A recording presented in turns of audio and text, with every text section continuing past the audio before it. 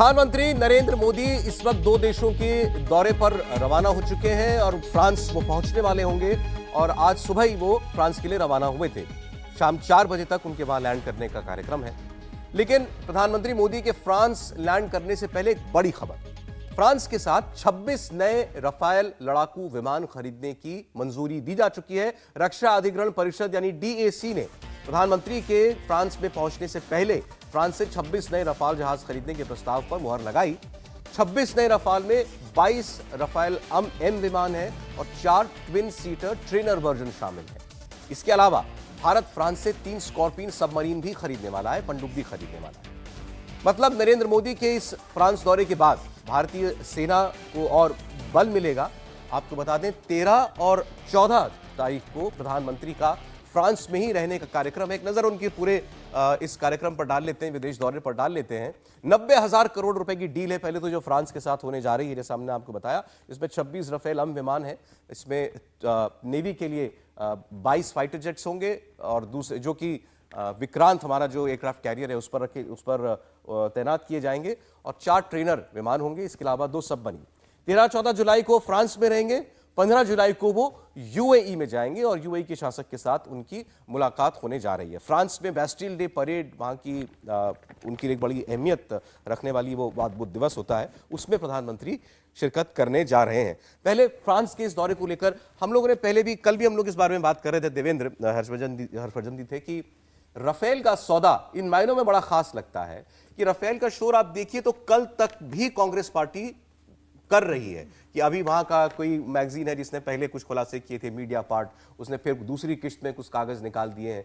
अभी भी माहौल खड़ा करने की कोशिश है कि जो 2016 की राफेल डील हुई थी उसमें कुछ गड़बड़ थी, उसमें कहीं किसी को फायदा पहुंचाने की कोशिश थी। कि बगैर किसी सब की परवाह किए देश फिर से उसी कंपनी से वही जहाज खरीद रहा है, 26 नए विमान खरीदे जा रहे हैं। और बिल्कुल सौरभ, और अगर इस तरह से ऐसे विवाद पे अगर डिफेंस डील रुकने लगे तो फिर किसी भी देश के साथ कोई भी डिफेंस डील आप कर ही नहीं सकते। उसके पीछे वजह ये रहता है कि जिस कंपनी के साथ या जिस देश के साथ, वहाँ की कंपनी के साथ अगर आप कोई डील कर रहे हैं तो उसके जो बाकी दूसरे राइवल हैं वो उसमें कोई ना कोई विवाद खड़ा करने की कोशिश करते हैं जिससे वो डील रुक जाए और उस देश के साथ हो। और ये समझा जा सकता है कि धनराशि का आंकड़ा देख के आप समझ सकते हैं कि इतना बड़ा पैसे का गेम होता है कि कैसी कैसी चीज़ें सक्रिय रहती है। प्रधानमंत्री नरेंद्र मोदी की कार्यशैली का एक बड़ा अहम पहलू ये रहता है कि वो हमेशा इस बात को कहते हैं कि डिसीजन सही लो, ईमानदारी के साथ लो, उसके बाद इस बात की परवाह मत करो। जो अपने लोगों को भी जब वो बोलते हैं कि इसके बाद की परवाह मत करो कि इस पर कौन कैसे विवाद खड़ा कर देगा, क्योंकि अगर विवाद की चिंता करने लगे तो फिर ये डील कर नहीं पाएंगे। दूसरी चीज़ कि फ्रांस के साथ अगर आप देखें तो ये राफेल तो एक बहुत छोटा हिस्सा है। फ्रांस के साथ जो सहयोग है, जो साझेदारी है और जिस दिशा में आप जा रहे हैं आगे, वो बहुत बड़ा है। और कल भी हमें बार बार इस बात को बताया गया कि असली फोकस, जिसको आप कह सकते हैं कि टेक अवे क्या है। टेक अवे सिर्फ ये नहीं है कि आप किसी देश के साथ कोई डिफेंस डील कर रहे हैं या पहले कर चुके हैं फिर दोबारा कर रहे हैं और ज़्यादा राफेल फाइटर प्लेन ले रहे हैं। आत्मनिर्भर भारत की दिशा में वो आपको कैसे सहयोग करेगा, वो आपको कैसे बढ़ा सकता है डिफेंस के सेक्टर में, उस पर बहुत ज़्यादा फोकस है। और इस बार के दौरे के बाद भी आप देखेंगे कि जब फाइनल डील होगा तो उसमें मेक इन इंडिया के तहत कौन कौन सी चीज़ें मिल रही हैं इस राफेल को लेकर भी। अच्छा, जब हम फ्रांस की बात करते हैं, एक चीज आपको और बता देना चाहते हैं कि भारत और फ्रांस अपनी स्ट्रेटेजिक पार्टनरशिप की एक सिल्वर जुबली भी मना रहे हैं। अगर आपसे कोई पूछे कि भारत के लिए सबसे बेहतर दोस्त या भारत का सबसे पक्का दोस्त इस वक्त दुनिया में कौन है, या ऐतिहासिक तौर पर भारत के लिए सबसे ज्यादा अगर कोई जगह, कोई किसी देश में मान सम्मान रहा है या उसने हमारी मदद की, तो वो कौन है? मुझे लगता है 100 में से 95 लोग रूस का नाम लेंगे, क्योंकि हमारा जो रक्षा के लिए जितने भी सिस्टम, जो सब कुछ है, हथियार हैं, सब कुछ, उसमें हमारी रूस के ऊपर बड़ी निर्भरता रहती है। लेकिन ये शायद बहुत कम लोग जानते हो कि आज तक एक ऐसा मौका नहीं आया जब फ्रांस ने जरूरत पड़ने पर भारत की मदद ना की हो, या ऐसे कुछ मुद्दे जब भारत के खिलाफ विश्व का काफी बड़ा हिस्सा, बड़े बड़े देश खड़े हो गए थे। जैसे जब भारत ने न्यूक्लियर डील की थी, माफ कीजिएगा, न्यूक्लियर विस्फोट किया था, परमाणु विस्फोट जब किया था अटल बिहारी वाजपेयी की सरकार में, भारत के ऊपर सैंक्शंस तक लगने वाले थे, लेकिन उस वक्त भी फ्रांस भारत के साथ खड़ा था। कश्मीर से धारा 370 जब हटी तो दुनिया भर के अंदर एक बड़ा माहौल खड़ा करने की कोशिश की गई थी। पाकिस्तान उसमें बड़ा आगे था, उसमें और कई सारे अरब देश थे। उस वक्त भी फ्रांस एक ऐसा देश था जिसने भारत के उस डिसीजन को पूरी तरीके से इंडोर्स किया। और दूसरा, जहां तक रक्षा संबंधी बातें हैं, आज से नहीं, भारत की आजाद होने के बाद से, एक इंटरेस्टिंग फैक्ट है हर्षवर्धन जी, आज तक कभी कोई ऐसा साल नहीं रहा, कोई ऐसा दौर नहीं रहा जब भारत की वायुसेना में कोई फ्रेंच जहाज ना रहा हो, हमेशा रहा। नहीं, निश्चित तौर पर ये आपने मुझे लगता है कि बेहद महत्वपूर्ण तथ्य वो लोगों को बताया। लेकिन इसमें एक चीज़ ध्यान देने की होती है, दरअसल दुनिया जब इसको हम कहें कि विश्व युद्ध के बाद जब एक दो हिस्सों में बटी और हमने जो रशिया और अमेरिका के बीच में और फिर बाद में चाइना और अमेरिका के बीच में, तो बड़ा साफ साफ इस लिहाज से देखा जाने लगा कि कौन किसके साथ खड़ा है। आप रशिया वाली लॉबी में हैं या अमेरिका वाली लॉबी में हैं। इस वजह से जो उनके साथ बड़े देश हैं उनकी चर्चा ना के बराबर होती है। अब फ्रांस जैसा देश जो अगर हम कहें कि चाहे रणनीतिक तौर पर देखें या हम जिसको कहते हैं कि वर्ल्ड ऑर्डर में जिसकी आवाज सुनी जाती है, उस लिहाज से भी बड़ा महत्वपूर्ण देश है। भारत ने पिछले कुछ वर्षों में, सिल्वर जुबली हम मना रहे हैं, लेकिन पिछले कुछ वर्षों में विशेष करके प्रधानमंत्री नरेंद्र मोदी की अगुवाई में उस रिश्ते को ज्यादा चमक देने का काम किया है। राफेल के साथ उसकी चर्चा खूब हो गई, खूब जमकर लोगों को पता चल गया, लेकिन उसको चमक देने का काम किया है। और अभी की परिस्थिति में भारत और फ्रांस लगभग एक जैसी सोशल प्रॉब्लम से जूझ रहे हैं। जो जियोपॉलिटिकल वर्ल्ड ऑर्डर बदल रहा है उसमें भी दोनों की स्थिति एक जैसी है। भारत उभरता हुआ है, इसका लाभ फ्रांस को मिलता है कि फ्रांस उस जगह पे खड़ा है जहां भारत अभी पहुंचने वाला है। तो वो उन दोनों के एक दूसरे से कहें कि एक दूसरे को म्यूचुअल रिस्पेक्ट भी इस वजह से है। तो आप रणनीतिक तौर पर भी देखते हैं, सोशियो पॉलिटिकल देखते हैं और जियो पॉलिटिकल वर्ल्ड ऑर्डर में कैसे चीजें बदलेंगी तो भारत के साथ एक ऐसा देश खड़ा होता है, तो उस लिहाज से भी देखते हैं। और मुझे लगता है कि जब वहां से यूएई की तरफ बढ़ेंगे प्रधानमंत्री तो फिर तो जाहिर है कि जो आप बार बार कह रहे हैं कि कौन कौन परेशान होगा, तो परेशानी इसलिए भी है कि चाइना के साथ जब तनाव होता है तो अरुणाचल बॉर्डर पे वहां जो रनवे है वहां राफेल तैनात कर दिया जाए। बिल्कुल। तो ये सब चीजें हैं जो अब मुश्किल में लोगों को डालती हैं। और अभी ये सौदा आगे होगा, लेके लौटेंगे तो फिर आप देखिएगा नए तरह की चर्चा होगी, दुनिया भर में कॉलम लिखे जाएंगे। और अभी देखिए, अभी जो इससे पहले प्रधानमंत्री का दौरा था इजिप्ट का और यूएसए का, बड़े बहुत ही कामयाब दौरे थे। उसकी चर्चा केवल भारत में नहीं हुई बल्कि दुनिया भर के बड़े बड़े देशों में हुई कि भारत को ऐसा सम्मान मिला, या भारत के प्रधानमंत्री स्टेट विजिट पर गए तो वहां पर क्या क्या हुआ। ये विजिट उस सेंस में शायद थोड़ी लो की लगे समीर साहब, लेकिन इंपॉर्टेंस इसकी भी बेहद है। देखिए, प्रधानमंत्री मोदी जब 2014 में देश का चार्ज संभाला तो उन्हें प्रधानमंत्री बने थे, उसके बाद उन्होंने जितने भी देश की यात्राएं की, विदेश में गए हैं, आप देखिए सब जगह उन्हें सम्मान मिला है। और ऐसा नहीं कि मोदी जी ने कोई विकासशील देशों, बड़े देशों पर ही फोकस किया है कि मैं फ्रांस ही जाऊंगा, मैं अमेरिका ही जाऊंगा, या मैं रशिया ही जाऊंगा, या मैं यूके ही जाऊंगा। देखिए, प्रधानमंत्री मोदी तो पापुआ न्यू गिनी जैसे छोटे देश, चिली जैसे देश में गए, वहां भी उनको उतना ही सम्मान मिला। मैं एक बात बताना चाहता हूँ कि interesting fact, Papua New Guinea वाली बात की, किसी सीनियर डिप्लोमेट को मैं सुन रहा था रिटायर्ड, उन्होंने कहा कि आप देखिए कि वहां गए प्रधानमंत्री विशेष तौर पर को ना जाते तो भी फर्क नहीं पड़ता, और आज तक उस ऐसे देशों में कभी भारत का प्रधानमंत्री गया भी नहीं कई दशकों में। लेकिन हम दुनिया भर में ये मांग करते हैं कि भारत को यूएन सिक्योरिटी काउंसिल की सीट मिलनी चाहिए। उस वक्त ऐसे छोटे छोटे आइलैंड देश का भी वोट तो एक ही काउंट होगा ना। बिल्कुल।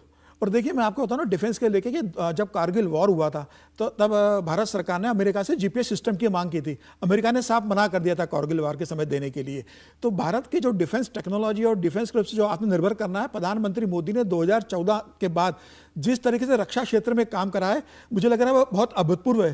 पिछले 60-70 सालों में जो काम रक्षा क्षेत्र में नहीं हुआ, पिछले 9 सालों में प्रधानमंत्री ने रक्षा क्षेत्र में भारत को उतना आत्मनिर्भर बनाने की कोशिश की है। अब ठीक है, विपक्ष आरोप लगा सकता है राफेल को लेकर, जिनका जीवन पूरा बफोर्स की दलाली में गया होगा, उन्हें निश्चित रूप से राफेल में कुछ गड़बड़ नजर आएगी। तो मुझे ऐसा लगता है सुप्रीम कोर्ट में क्या निर्णय आ चुका था, तो उसकी तरफ ध्यान देने की जरूरत नहीं है। और प्रधानमंत्री अभी आपने जो कहा, यूट्यूब पर इसे कमेंट जरूर पढ़ूंगा। अच्छा, लेकिन ये समीर जी ने जो एक बात कही जीपीएस पे, तो एक जो जानकारी है मुझे लगता है सबको जानना चाहिए। आप लोग गूगल मैप इस्तेमाल करते हैं, लेकिन अभी जो अलग अलग जो iOS और एंड्रॉयड है उस पर भारत में रेटिंग में आपका अपना इंडिजिनस जो ऐप है मैप माई इंडिया का, वो टॉप पे चल रहा है। तो मैं तो ये भी सजेस्ट करूंगा कि जब आप जीपीएस की बात करते हैं तो अपने वाले डेटा की तरफ जी जाइए, दूसरे को डेटा देते रहेंगे तो वही समृद्ध होगा। अब जरा जो दूसरा लेग होगा प्रधानमंत्री के इस दौरे का, उसकी बात हम करें। यहां से प्रधानमंत्री को यूएई जाना है। अब यूएई जैसे जो देश है, यूएई है, सऊदी अरब है, जैसा अब इजिप्ट प्रधानमंत्री गए थे, सब अरब मुल्क हैं और मुस्लिम मुल्क हैं, इन सबके जो सबसे बड़े नागरिक सम्मान होते हैं वो प्रधानमंत्री को दिए जा चुके हैं, उनको सम्मानित किया जा चुका है। यूएई भी अब मुझे लगता है तीसरा चौथा दौरा उनका ये होगा जब से वो प्रधानमंत्री बने हैं। ये दौरा क्यों खास है? ये बार बार ऐसे प्रधानमंत्री का खास तौर पर मुस्लिम वर्ल्ड का दौरा करना, देवेंद्र, इसके पीछे क्या कोई खास सोच है स्ट्रेटेजिक तौर पर? सर, आपके सवाल का जवाब देने से पहले एक फ्रांस में थोड़ा सा मैं जोड़ना चाहूंगा कि प्रधानमंत्री का आज का आप इंटरव्यू देखें, जो कि फ्रांस का जो फाइनेंशियल न्यूज़पेपर है लेजेको, उसमें जो उन्होंने इंटरव्यू दिया उसमें 3-4 पॉइंट्स अगर उसको आप देखें तो वाकई दर्शकों के लिए जानना बड़ा दिलचस्प रहेगा कि प्रधानमंत्री नरेंद्र मोदी से कैसे सवाल पूछे गए हैं।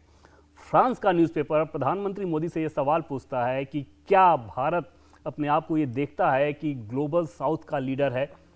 आप ये खुद को नहीं कह रहे हैं, आप सोचें कि उनके अंदर ये नैरेटिव बन चुका है कि जिस ग्लोबल साउथ की बात कही जाती है, और वो कही जाती है इस लिहाज से कि प्रधानमंत्री नरेंद्र मोदी ने लगातार उस बात को उठाया है, उसको लेकर वो सवाल कर रहे हैं। दूसरा सवाल उनसे पूछा गया है जिसमें रूस यूक्रेन वॉर को लेकर फिर से सवाल पूछा गया है।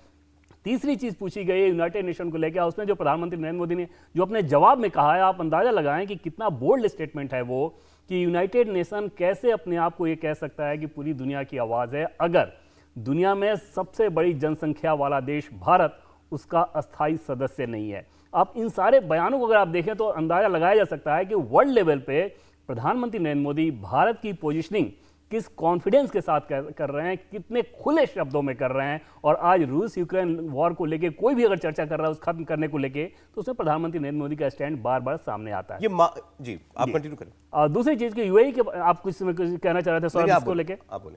यूएई को लेकर अगर आप देखें तो ऐसा नहीं है कि वो सिर्फ एक दौरा हो रहा है। इससे पहले आप देखें तो कॉमर्स मिनिस्टर 2022 में जब गए पीयूष गोयल वहां पे, और वहां पर मुक्त व्यापार क्षेत्र को लेकर जो उन्होंने समझौता किया, पिछले 1 दशक की अगर बात करें तो यूएई ऐसा देश जिसके साथ भारत ने पूर्णतः समझौता किया है, और उसमें अधिकांश प्रोडक्ट्स आप देखें तो कोई भी ऐसा इकोनॉमी का सेक्टर नहीं है जहां पर भारत और यूएई आपस में ट्रेड ना कर रहे हैं, और ये बड़ी ताकत होती है। पहली बात तो ये कि इकोनॉमिक फ्रंट पे आप दोनों एक दूसरे के साथ आ रहे हो। दूसरी चीज कि जिस इस्लामिक रेडिकलिज्म को लेकर पूरी दुनिया में एक बड़ी चिंता की बात रहती है, वहां पर यूएई आपके साथ खड़ा है, और आपने देखा होगा कि पिछले दिनों यूएई के लीडर यहां पे आए हुए थे जी, और वो इसीलिए काम करते हैं। तो समझा जा सकता है कि जो सहयोग का कैनवास है कितना बड़ा है, इसमें पाकिस्तान या चाइना जैसे देशों को कितनी मुसीबत। मैं जरा से पाकिस्तान की बात करूं, पाकिस्तान में क्या कमेंट्री चल रही है इस वक्त जब प्रधानमंत्री को यूएई जाना है? बाकी दुनिया वो तो ये मान के चलते हैं कि भाई अब हमारी तुलना भारत के साथ कोई रह नहीं गई है, भारत बहुत आगे निकल चुका है। भारत की अब बात होती है तो वर्ल्ड की लीडिंग पावर्स में शुमार होने की बात होती है, तुलना उनके साथ की जाती है। आप दुनिया की 5वीं अर्थव्यवस्था की बात कर रहे हैं, लेकिन हाँ, जब मुस्लिम वर्ल्ड की बात आती है तब पाकिस्तान के अंदर हम जरूर देखते हैं कि उनकी कमेंटेरिएट के अंदर खलबली सी मचती है। उनकी 2 खास शिकायतें होती हैं। एक तो यह कि ये सारे अरब वर्ल्ड के सारे मुस्लिम देश जो हैं, खास तौर पर कश्मीर के मामले पर भी हमारा साथ नहीं देते। इवन आईओसी के मुल्क भी वो भी एकजुट नहीं होते जब कश्मीर की बात आती है। 370 पर भी ऐसा हमको देखने को मिला।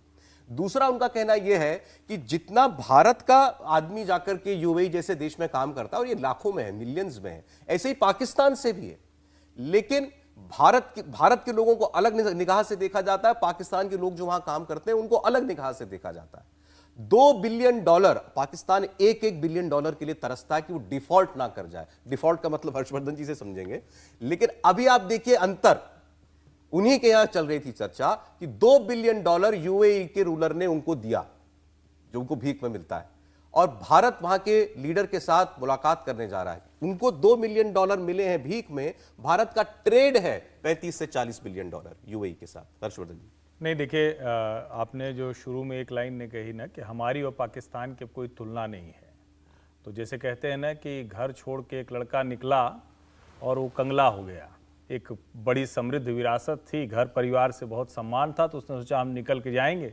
तो पाकिस्तान का हाल तो वही हो गया है।